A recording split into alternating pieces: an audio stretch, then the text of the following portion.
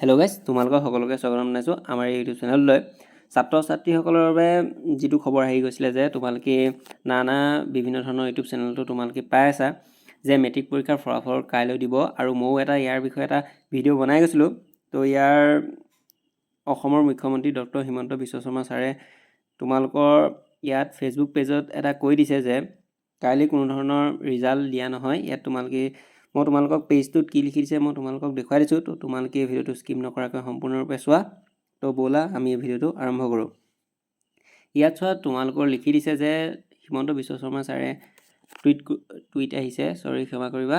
ইয়াত হিমন্ত বিশ্ব শৰ্মা ছাৰে কৈ দিছে যে ফেচবুক পেজত যে কালি কোনো ধৰণৰ ৰিজাল্ট দিয়া নাযায়। SSLC যি মেট্ৰিকৰ এক্সাম, হাইস্কুল শিক্ষান্ত পৰীক্ষাৰ যি ফলাফল কালি ঘোষণা কৰা নহয়।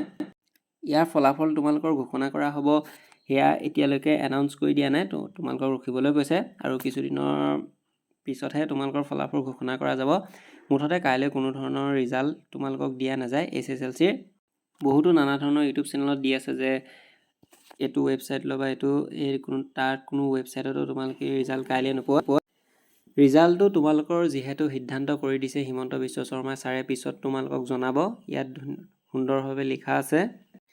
তো সেয়ে তোমালোকে কাইলৈ আমাৰ যিসকলে ছাত্ৰ ছাত্ৰীয়ে এইবাৰ SSLC এক্সাম দিছা, তো কাইলৈ ৰিজাল্ট নোপোৱা।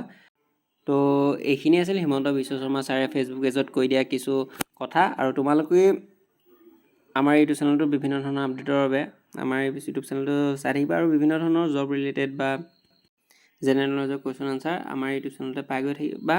তো তোমালোকে আমাৰ ইউটিউব চেনেলটো চাবা। যদি কোনোবাই চাকৰি এপ্লাই কৰিছা বা নানা চাকৰি খবৰ যদি লাগে, তেতিয়াহ'লে আমাৰ ইউটিউব চেনেলতে পাই গৈ থাকিবা। তো তোমালোকে চাই ল'বা। হোম পেজতো নানা ধৰণৰ চাকৰি খোল খাইছে।